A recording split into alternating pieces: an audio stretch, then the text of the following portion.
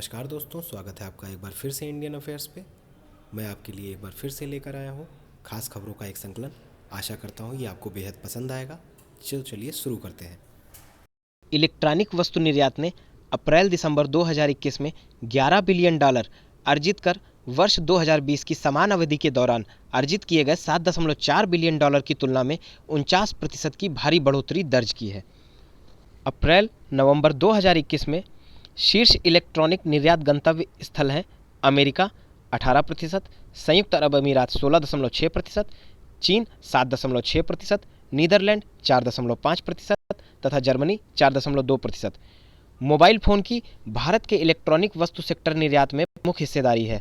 इस सेक्टर में IT hardware, laptop, tablet, उपभोक्ता इलेक्ट्रॉनिक्स जैसे कि टीवी एवं ऑडियो, औद्योगिक electronics, auto electronics, electronic component, LED lighting, strategic electronics, PCBA, wearables तथा हियरेबल्स तथा दूरसंचार उपकरण शामिल हैं। सरकार द्वारा उठाए गए कदमों से जिनमें राष्ट्रीय इलेक्ट्रॉनिक्स नीति 2019, जिसमें इलेक्ट्रॉनिक्स सिस्टम डिजाइन एवं विनिर्माण के लिए एक वैश्विक हब के रूप में भारत को स्थापित करने की परिकल्पना की गई है, के तहत बड़े पैमानों पर इलेक्ट्रॉनिक्स विनिर्माण के लिए उत्पादन से जुड़ी प्रोत्साहन स्कीम, आईटी हार्डवेयर के लिए पीएलआई, इलेक्ट्रॉनिक कंपोनेंट तथा सेमीकंडक्टरों के विनिर्माण के संवर्धन के लिए scheme, specs, modified electronics manufacturing clusters EMC 2.0 के निर्माण सहित मोबाइल फ़ोन समेत इलेक्ट्रॉनिक्स वस्तुओं के घरेलू विनिर्माण तथा निर्यात में बढ़ोतरी की उम्मीद है।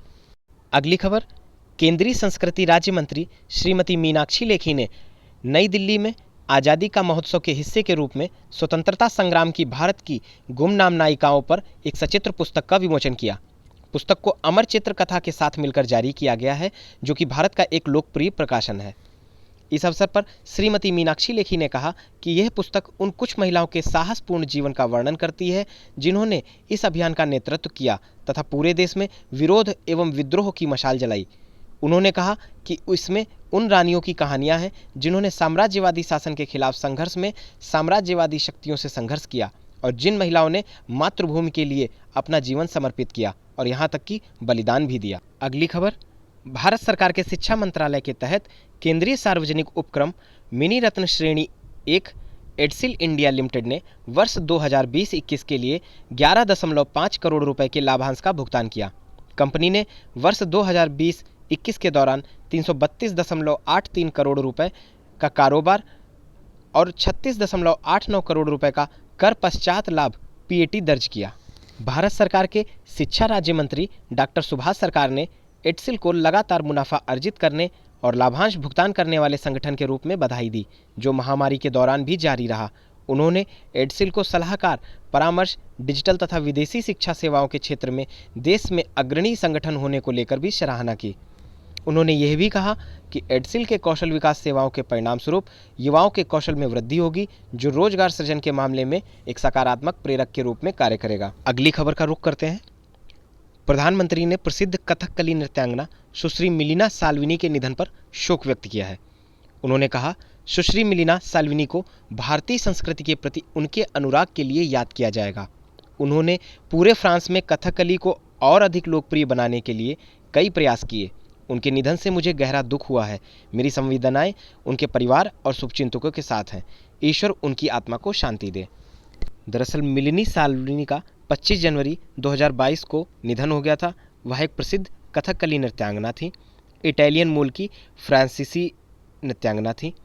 केरल में ही उन्होंने कथकली सीखी और पेरिस में भारतीय नृत्य शैलियों के लिए एक स्कूल सेंटर मंडप चलाया। उन्होंने फ्रांस में कथकली को और अधिक लोकप्रिय बनाने के लिए कई प्रयास किए।